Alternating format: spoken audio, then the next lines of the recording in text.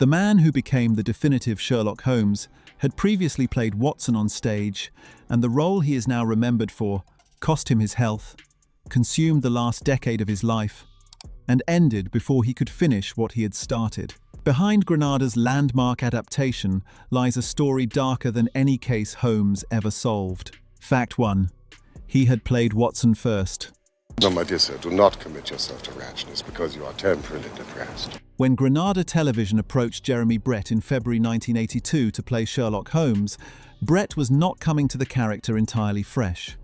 2 years earlier, in 1980, he had played Dr. Watson on stage in Los Angeles in a production of The Crucifer of Blood, opposite Charlton Heston as Holmes. Brit had been the faithful companion. Now, he was being asked to become the detective. The reversal was unusual. Brit is one of only a small number of actors in history to have played both Holmes and Watson professionally, a distinction that gave him a particular perspective on the relationship between the two characters.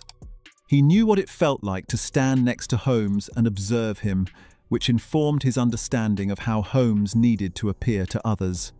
Brit initially had reservations about accepting the Granada role. He had concerns about typecasting, the fear that a long-running commitment to one character would close off everything else. Those reservations were eventually overcome by the quality of the project and by his growing conviction, as he read deeper into Conan Doyle's stories, that Holmes was a character worth the risk. Producer Michael Cox had chosen Brit specifically because he possessed what Cox described as the voice, the presence, the energy, the bearing of a gentleman, and the classical training. For what Cox called the Hamlet of crime, he believed you needed an actor who had played Hamlet. Brit had. The man who had stood at Watson's side became, from 1984 onwards, the Holmes that Watson stood next to. Fact 2. A lawsuit nearly killed it before it started. I can strongly recommend a 7% solution of cocaine. Would you care to try it? Granada had been developing the series for more than 2 years before a single frame was filmed, and for much of that time, the entire project was under legal threat. The problem was copyright, but only on one side of the Atlantic. In Britain, all 60 of Conan Doyle's Holmes stories had passed into the public domain. In the United States, the situation was different. An American producer named Cy Weintraub had formed a company called Larindy Pictures and purchased the American rights to the later Holmes stories directly from Dame Jean Conan Doyle. Larindy threatened Granada with a lawsuit if the British company used those works or even the characters of Holmes and Watson in any production intended for American broadcast. Given that a pre-sale agreement with American public television was essential to the series' financing, this was an existential threat. Legal negotiations continued for more than 2 years. Granada eventually settled paying compensation to both Dame Jean Conan Doyle and Larindy Pictures before filming was finally cleared to begin. The delay was costly and frustrating, but it had one unexpected benefit. It gave everyone involved more time to prepare. Brit used the delay to immerse himself in the canon. By the time filming began, he had read all 60 stories multiple times and had developed what became known as the Baker Street File, a 77-page document cataloguing Holmes's mannerisms, habits, opinions, and physical characteristics, drawn directly from Conan Doyle's text. The lawsuit that almost ended the series before it began gave Brit the time to become one of the most thoroughly prepared actors in the history of British television. Fact 3. Baker Street was built next to Coronation Street. Mrs. Hudson, I too am extremely persistent, especially when I'm working. For the exterior scenes set in Victorian London, Granada did not use existing streets or locations. They built Baker Street from scratch, a full-scale outdoor replica constructed at Granada's studios in Manchester on a former railway depot, positioned next to the equally famous permanent outdoor set that had been built for Coronation Street. The construction was painstaking. The production team had compiled exhaustive research into the appearance of Victorian London and the specific details of Baker Street as Conan Doyle had described it. Set designers worked from the Baker Street file and from historical records to produce a street that could be filmed from virtually any angle without revealing the Manchester location surrounding it. The set became one of the most visited attractions of the Granada Studios tour, the tourist experience that operated at Granada's Manchester base from 1988 until its closure in 1999. Visitors could walk along the same Baker Street that Brit had walked as Holmes, inspect the exterior of 221B, and experience the Victorian atmosphere that the production design team had recreated with such precision. The 221B interior, the sitting room, the fireplace, the chemical equipment, the disorder that Holmes imposed on his lodgings was built on the third floor of a 7-story Victorian warehouse on the Granada lot that had originally been used for storing bonded alcohol and tobacco. The building was not soundproofed, and an assistant was regularly sent outside on a bicycle, ringing a bell to ask for silence whenever filming was about to begin. Fact 4. The 77-page file. Be frank with me and we may do some good. Play tricks with me and I'll crush you. Jeremy Brett's approach to Sherlock Holmes was unlike anything that had been attempted in the role before. Where previous actors had played Holmes as a type the cold logician, the eccentric genius Brit treated him as a fully realized human being with an inner life that Conan Doyle had only partially revealed. The Baker Street file he compiled ran to 77 pages and covered everything: Holmes's eating habits, his opinions on music, his physical mannerisms, his emotional responses to different situations, his relationship with Watson. Brit described his process as trying to become, rather than simply to play, squeezing himself dry of his own personality in order to absorb Holmes's as a liquid. While the rest of the cast and crew went to the canteen during lunch breaks, Brit remained on set, reading the script and examining every nuance. He read Holmes at weekends and on holidays. He described Holmes as harder to play than Hamlet or Macbeth, not because the role was more complex, but because Holmes is described by Watson as a mind without a heart, and playing a man without emotional warmth while making him watchable and even sympathetic was a technical challenge of the highest order. To solve this, Brit invented an imaginary inner life for Holmes, a nanny, an absent mother, a childhood that explained the emotional hollowness. None of it was ever stated on screen. It was simply there in Brit's performance, giving depth to a character who might otherwise have remained a collection of brilliant mannerisms. The 77-page file was the foundation. What Brit built on it was the definitive Holmes. If you're enjoying this, it would mean a lot if you subscribed. It helps us keep making videos like this one. Just hit that button and you'll never miss a new one. Fact 5. Watson left for the RSC.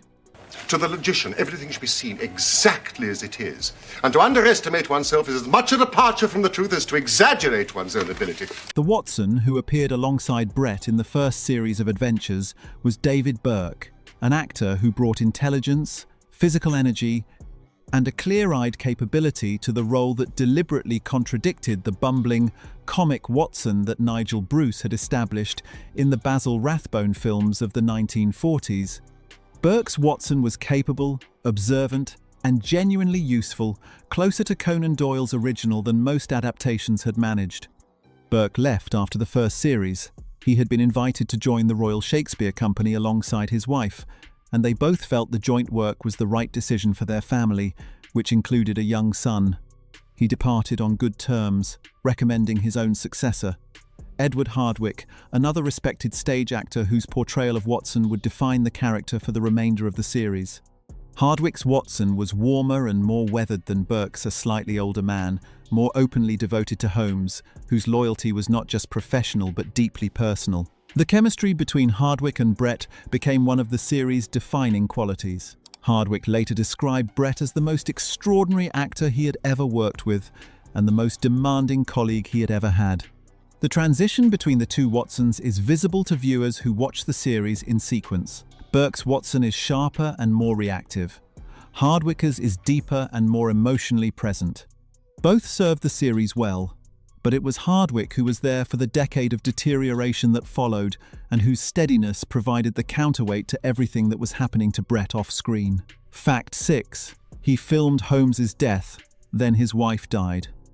That is why I've chosen my own profession, or rather, created it, for I am the only one in the world. The first series of adventures was planned with a specific structural logic. If the series failed, it could end with Holmes's apparent death at the Reichenbach Falls in the final problem and be cancelled without loose ends. The episode was filmed as the 13th and last of the first run, with Brit playing Holmes's confrontation with Moriarty and his apparent death with full commitment. Shortly after filming on the final problem was completed, Bret's second wife, Joan Wilson, an American public television producer whom he had married in 1976 and described as the love of his life, died of cancer on the 4th of July, 1985.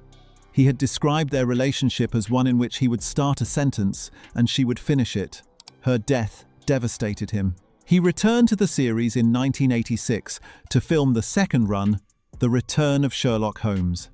The grief he had carried back to the set, combined with the relentless filming schedule, triggered a crisis.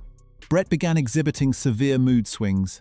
His family and friends persuaded him to seek help. He was diagnosed with bipolar disorder, manic depression, a condition that had likely been present throughout his adult life but had never previously been identified or treated. From that point on, his illness and the role became intertwined in ways that were impossible to separate. He played Holmes while being treated with lithium and other medications whose side effects were severe. The man who had described Holmes as the dark side of the moon, moody, solitary, dangerous to inhabit for too long, was now managing a condition that shared some of those qualities while continuing to play the character every day. Fact 7. The medication changed his appearance. The medications prescribed to treat Bret's bipolar disorder had significant physical side effects that became increasingly visible as the series progressed. The most obvious was fluid retention. Bret began to retain water, which changed the shape of his face and body in ways that are clearly visible when the later episodes are compared to the early ones. His heart was also affected. The lithium that controlled his mood disorder built up in his system over time and placed strain on a heart that had already been weakened by a childhood bout of rheumatic fever. By the final years of filming, Bret's heart was twice its normal size. He had difficulties breathing. An oxygen mask was kept nearby on set for use between takes. He smoked up to 60 cigarettes a day, which his co-star Edward Hardwicke later noted did not help. His weight fluctuated. His energy levels were unpredictable. Some days he was entirely himself. Others, the medication made him slower, heavier, less able to move with the physical precision that had characterized his early performances. The shift is there in the recordings for anyone who watches the series from beginning to end. Through all of it, Bret continued. When asked about the oxygen mask and the physical difficulties, his response was characteristic. But, darlings, the show must go on. He was hospitalized several times during the final decade of his life. He returned each time.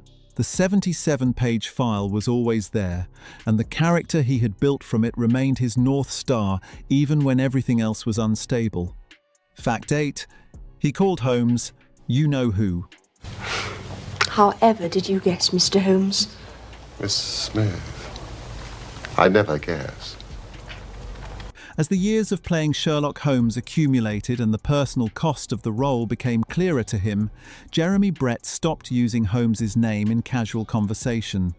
He referred to the character instead as you-know-who, or simply him, a distancing mechanism that acknowledged both his deep familiarity with the character and his growing unease about what the role was doing to him. He had said early in the series that some actors feared Holmes would steal their soul if they played him for too long, leaving no corner for the original inhabitant. By the end of the 1980s, he was speaking from experience rather than speculation. The character had become so present in his daily life, so thoroughly researched and inhabited, that the boundary between Bret and Holmes had become genuinely difficult to locate. He received the Légion d'honneur in 1994, awarded by France in recognition of his portrayal of Holmes at a ceremony in Manchester where the series had been filmed. It was an unusual honor for a television actor and a recognition of how completely the role had transcended its medium. Holmes had been his greatest achievement and his greatest burden simultaneously. "Holmes is the hardest part I have ever played," he said, harder than Hamlet or Macbeth. The comparison was significant. Bret had played both. He knew the demands of classical tragedy, and he believed that playing a man without a heart for 10 years in 41 episodes, while his own heart was failing and his wife was gone and his mind was fighting a disorder that made everything harder, was harder than any of it. Fact 9. 19 stories were never filmed. Jeremy Brett's ambition for the Granada series was total. He wanted to film every one of Conan Doyle's 60 Holmes stories, all 56 short stories, and all 4 novels. It was the kind of commitment that only someone who had spent years living inside the canon could seriously entertain. He referred to it publicly and privately as a goal, a reason to keep going, a structure around which the later years of the series were organized. He did not achieve it. When Bret died on 12 September 1995 of heart failure, at the age of 61, 19 stories remained unfilmed. 17 short stories and 2 novels never made it to screen.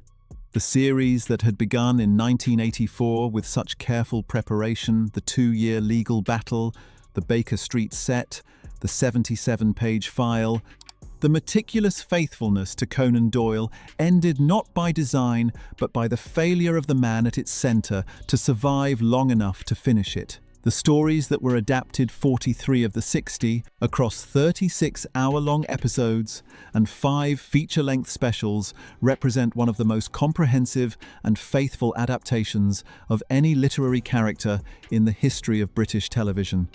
The 19 that were not filmed are an absence that fans of the series have noted ever since. What Bret achieved in the episodes he completed remains the standard against which every subsequent Holmes has been measured. Benedict Cumberbatch's Sherlock, Ian McKellen's elderly Holmes in Mr. Holmes, the many stage and film interpretations that have followed all of them, exist in relation to what Bret established between 1984 and 1994. You know who, as Bret called him, has never quite let go. Fact 10. The speech impediment he overcame. Jeremy Bret was born Peter Jeremy William Huggins on 3 November 1933 in Berkswell, Warwickshire. He was educated at Eton College, where by his own account he was an academic disaster, a description he attributed to dyslexia. He excelled at singing and was a member of the college choir. He trained at the Central School of Speech and Drama. He had been born with a speech impediment, rhoticism, the inability to pronounce the letter R correctly. The precise enunciation that would become one of the defining qualities of his Holmes, the crisp, exact delivery of complex reasoning, the authority of the consulting detective's voice, had to be learned. Corrective surgery as a teenager, followed by years of daily practice, produced the pronunciation that audiences later took for granted. He continued his speech exercises throughout his career, whether he was working or not. The voice that sounds so effortlessly commanding in the Granada series was the product of deliberate, sustained effort across decades, a reminder that what appears natural on screen is almost never so. The boy at Eton, who struggled to make the R sound, became the actor whose voice is now inseparable from the greatest detective in English literature. Bret never married again after Joan Wilson's death in 1985. He spent the last decade of his life playing Holmes, managing his illness and trying to complete the canon. He died in London at his home. He was 61 years old. The 19 stories he did not film remain unfilmed, and the 43 he did are still exactly what he intended them to be. The best Sherlock Holmes the world had ever seen.